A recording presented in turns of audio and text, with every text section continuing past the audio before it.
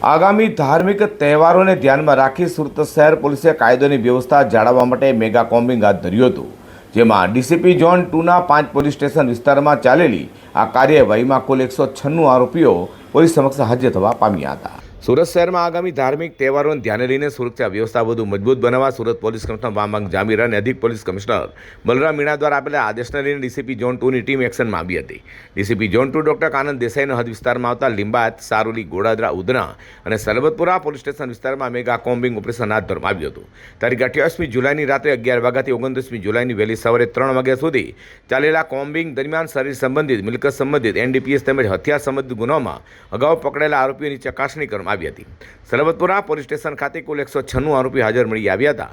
તમામને કાયદોની વ્યવસ્થા જાળવવા, કોઈપણ ગેરકાયદે પ્રવૃત્તિથી દૂર રહેવા તેમજ તહેવારો દરમિયાન શાંતિ જાળવવા પોલીસ દ્વારા કડક સૂચનાઓ આપવામાં આવી છે। સુરત શહેર પોલીસે સ્પષ્ટ કર્યું છે કે આગામી તહેવારો દરમિયાન પેટ્રોલિંગ, વાહન ચેકિંગ, કોમ્બિંગ અને પ્રિવેન્ટિવ ડ્રાઇવ વધુ સઘન બનાવવામાં આવશે, જેથી શહેરભરમાં શાંતિપૂર્ણ સુરક્ષિત માહોલ જળવાઈ રહે।